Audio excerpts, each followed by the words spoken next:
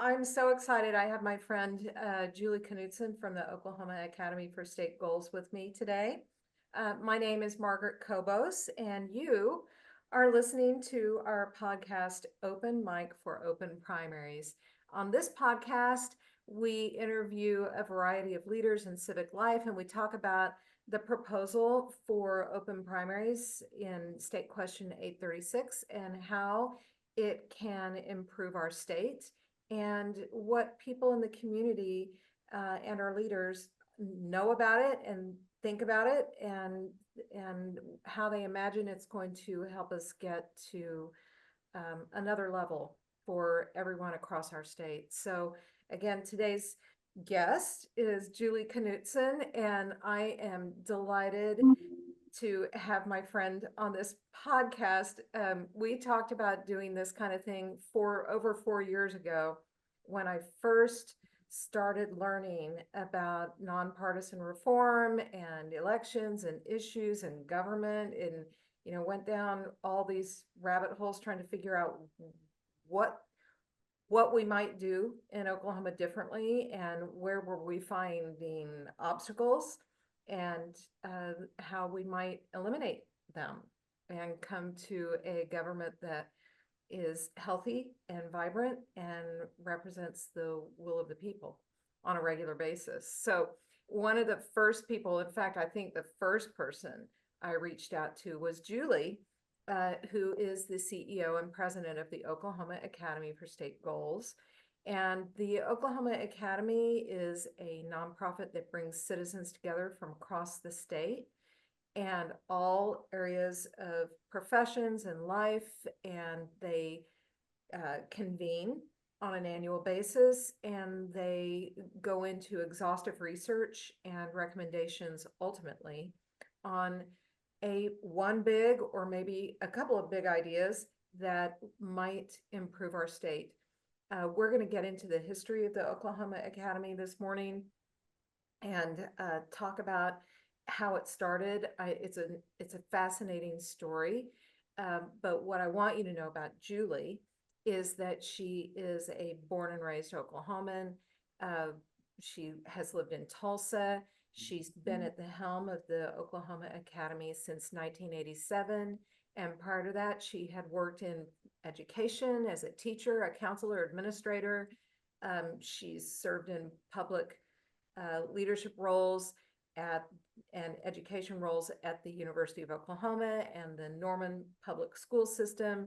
She is certified in scenario thinking and strategic planning, which is a perfect background for someone who is attempting to wrangle state legislators and thought leaders and regular citizens in these convenings that you do every single year.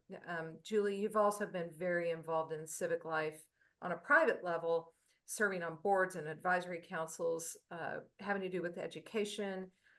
There's one called Great Expectations, also statewide health and community programs.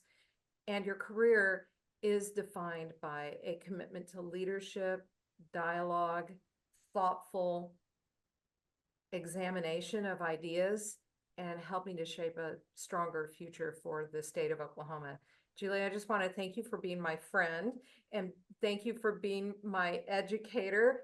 And along the way, I've learned so much from you and your team at the Oklahoma Academy. And I love that we connected so early on. Our coalition started with you, and now I can say that we have between 30 and 40 different nonpartisan groups across the state of Oklahoma that we have collected in the last 4.5 years in this effort to do one thing. We, come up with one thing, one solution that has the power to move Oklahoma forward. So we're going to talk about that. And I just want to thank you for being here with me today. Oh, well, thank you, Margaret. I cherish the relationship we've built and love the fact that we spotted each other on an open primaries information piece. And I love the fact that we connected and I think it's been a great experience. I've enjoyed learning also from you, and I have very much appreciated the fact that nothing is going to stop you. And I like that. I think that is a fabulous approach, especially desperately needed in a situation like this where we are trying to make a major change in the state of Oklahoma. So I'm Yeah, I think, excited. thank you so much. I think the Oklahoma Academy and you have done all the heavy lifting. And I just kind of swooped in from the sidelines and thought, well, that makes sense. Why don't we do it? Yeah, So yeah. you guys have been working, we're going to go into this, but you've been working on this issue of nonpartisan election reform and especially a top two open primary proposal.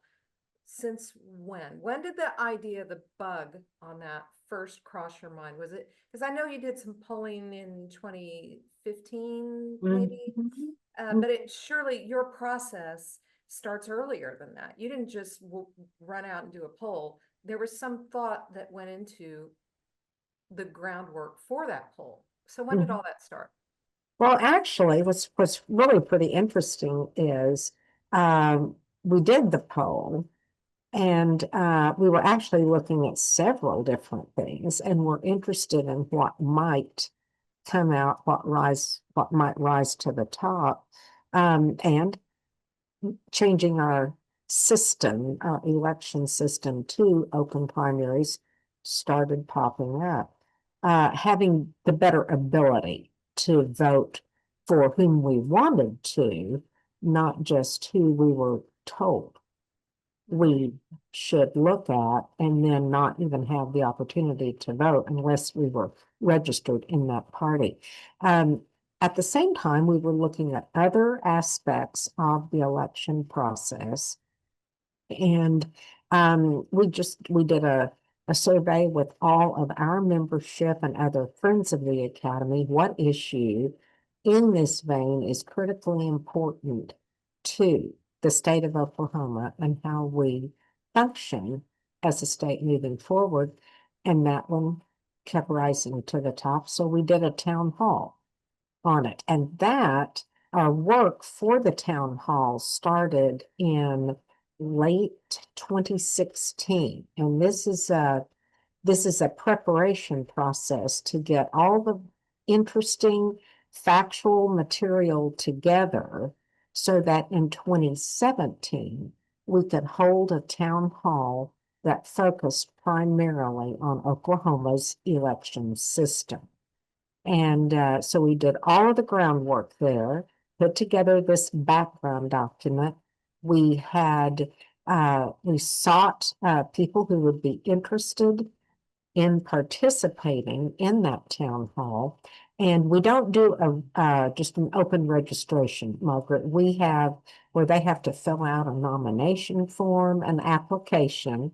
And then once we get that pool of nominees, we invite up to 150 people from across the state to participate so that we have a socio-demographic representation of the population of Oklahoma participating.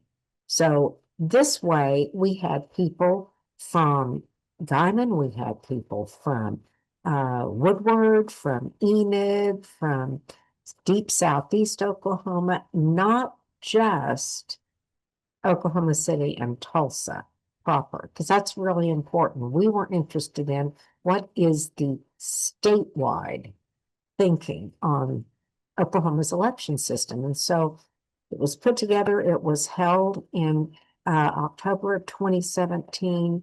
And the results of that town hall were those people participating developed consensus recommendations that they felt would make a huge difference in the state, especially with regard to how we elect our officials.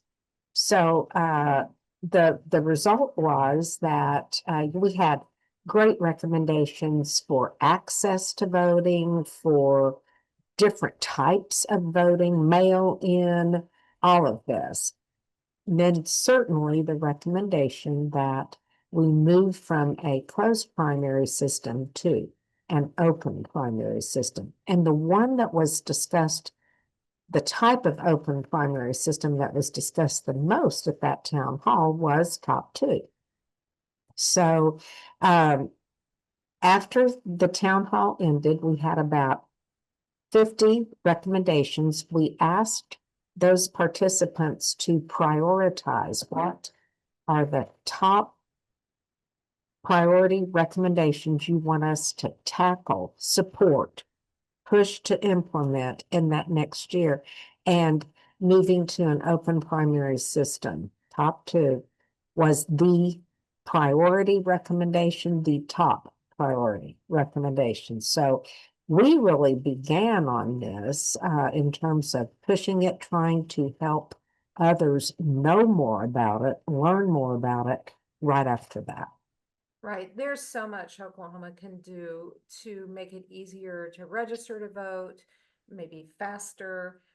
Even though we claim that we have an online portal for online registration, it's still a hand processed situation where you are not technically viewed as a registered voter until you have a paper card in your hand, and which takes a couple of weeks at least from the time that you enter any information on this online portal. So there's a lot we can do better and differently, but we also have to cut ourselves some slack because technology is very different today even than it was in 2017.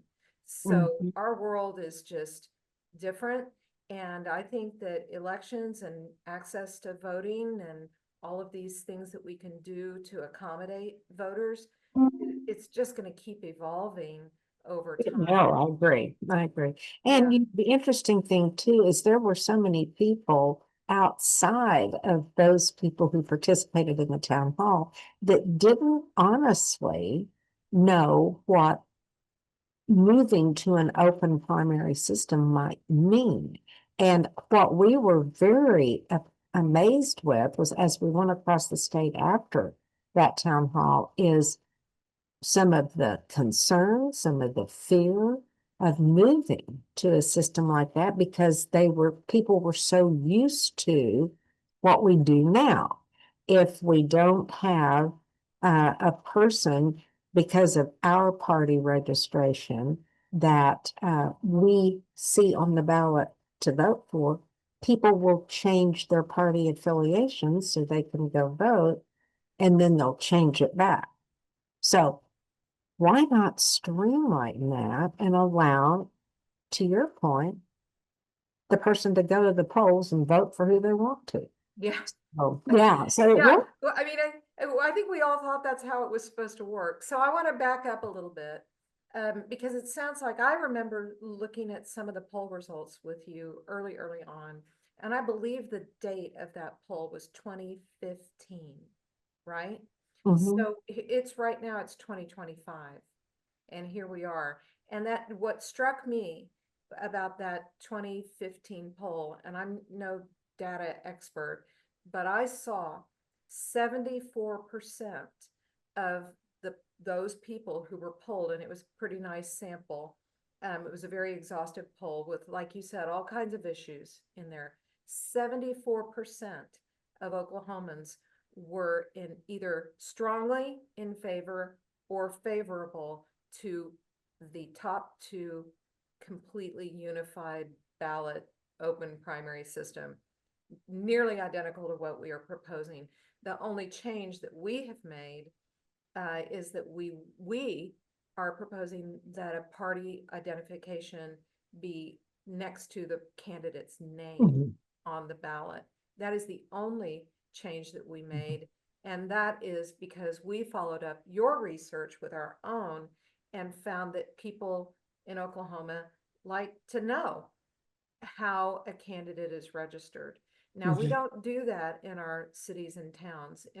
All of our municipal elections are nonpartisan, That's correct. Mhm. single ballot, like this system that we're proposing is identical in almost every way to a municipal election today in Mhm. every city and town in Oklahoma, but we are identifying, Republican, Libertarian, Democrat, Independent on our ballot. So, And I, yeah, we're yeah. very excited about the entire proposal. Mhm. Well, and interestingly, again, because our part of the academy's work is to then educate the populace. So whatever comes out from a town hall, we then are working to make sure other people across the state know and understand what these recommendations mean. So to really get, again, that was 2017 when we first came out with that priority recommendation. So this past year, 2024, we decided let's put elections and also the fact that we have such polarization going on, we decided let's do this town hall in 2024 on polarization and how that is affecting all of us, and certainly within the election system. And then interestingly, at the close of that town hall just this past year, as you know, the organization came out again, or the town hall came out again with a top priority recommendation of moving to the open primary system, top two, unified ballot, all of that. So, Mhm. So so tell and I me, think it's just verification that, yeah, I mean, that's amazing. It's almost 10 years since you first visited the entire issue. And that, to me, distills the work of the Oklahoma Academy. You are interested in some big issues, and they are focused on the state of Oklahoma. They Mhm. are always nonpartisan discussions. And you've made that very, very clear over and over.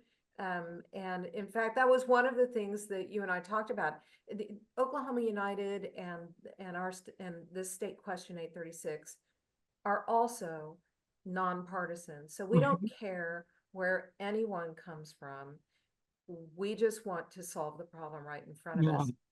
And I think that's exactly what the mission of the Oklahoma Academy seems to be too, right? Yes, it is. Yeah. Whatever the topic, whether it's energy, whether it's education, health, mental health, whatever it is, criminal justice, it's we're not worried about what the parties reflect. What we're interested in is what are the best solutions? You know, the, after you did your election, the original 2017 election, um, town hall, Right?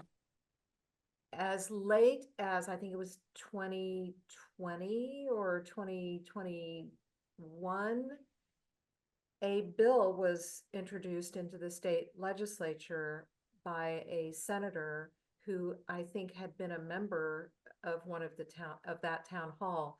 And he introduced, he's a Republican, and he introduced this Senate bill that would have uh, enabled That's right. exactly what we're proposing in this citizen petition, and it went That's right. nowhere.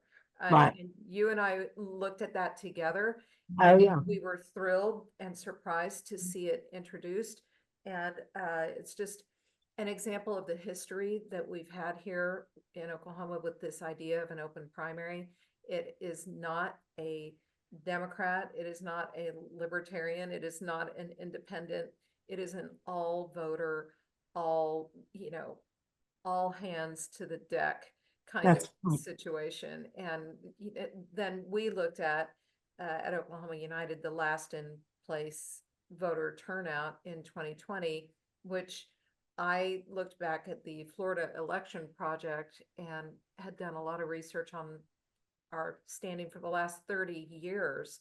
Voter turnout has just gone down, down, down, nearly Yeah. nearly last Typically declined. Yeah. every single 4 years. So it's not a one-off, people. Mm, If anyone's listening to this and you think, oh, well, it'll come back. No, it is not.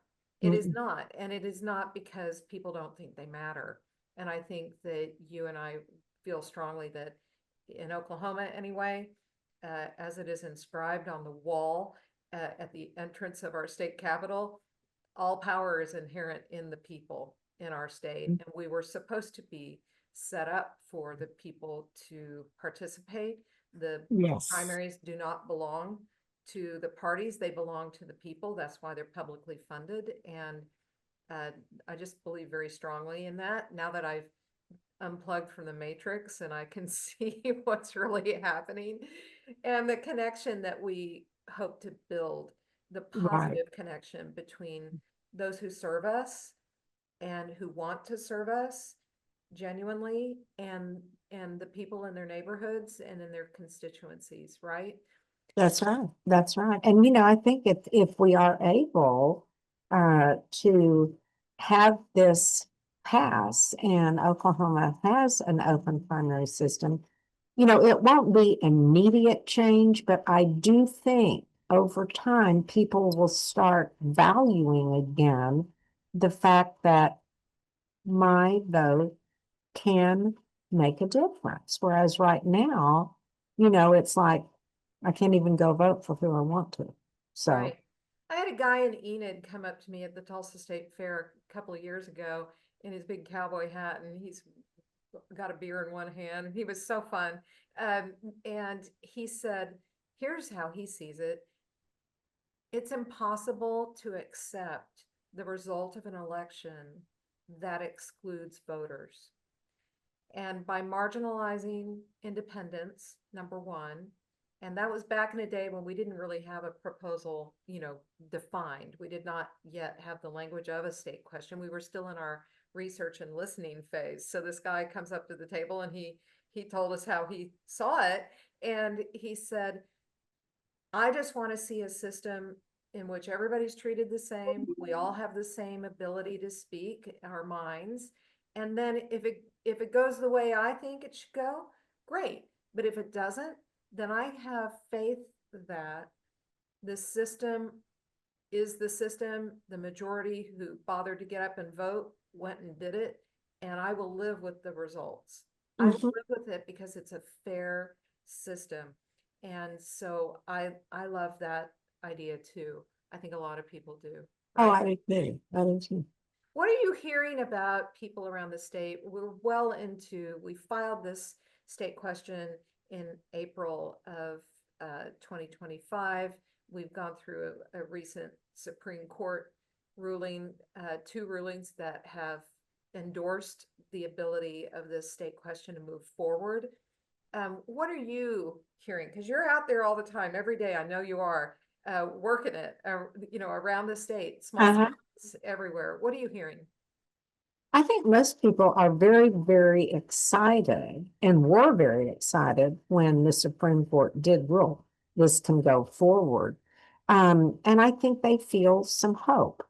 There are some out there, Margaret, who still have doubt that, we can get enough vote or signatures to get it on a ballot. But I think most people feel, at least that I've talked to, that there is an absolutely excellent chance for the signatures to be gained and for this to go on the ballot. And I think at that point, you're going to see people saying, whoa, there's a chance here now. And I think more people, I can't say how many more, but I think more people will get out and vote just because we we've gained something. We've gained the ability to do that. So I think that there's a positive air out there with at least the ones I've talked to. There are always going to be skeptics, always. But I have not felt the ones where I've been lately, I have not felt that opinion was overriding. It was more of we're looking forward to this. This is Good. going to be a great opportunity. I think for younger voters, I have talked to some that a few see this as a great opportunity. But there are several who just are so jaded by what is happening. Um, that they don't stop and think about, this is going to have a huge effect on your local elections. Let's set the national election aside for a while. What about your local elections? Because you just want to be able to vote. Not, and it's important to vote because at the local levels and the state level, it's where your change occurs for your state. Yeah, I worry about young people all the time, and I just think that this state question is our opportunity. They may not really fully understand how important this one thing is and will be for them. But it is up to us to show them, I think, that something can be done. We grown-ups are not going to sit and wring our hands and whine about this. We're going to show our children and our grandkids that when something is not okay, there's the right way to propose a change and to go about it. And it's not chaotic. It can be simple and straightforward, but it can be done. And then I think that will give them the energy again to say to themselves, yeah, well, that's cool. Well, now maybe I'll do this. Maybe I'll vote now. Maybe I'll matter. Maybe I'll volunteer for a local board or authority, because the grown-ups have shown me that I can matter, that we can matter, and that things don't always have to be the same forever. Thank you so much to you and your board, all of your town hall participants, 2 different times over 10 years, looking at this issue and creating it. And I hope you don't mind that I tell everybody whenever I'm speaking, I always lay it on you, because you guys really did do this. Well, thanks. I appreciate that. But thank you for your hard work and your no stop attitude. That's perfect. Thanks, Julie. We are joined at the hip, and there's more to come. All I right. appreciate you. Take care. You too. Bye.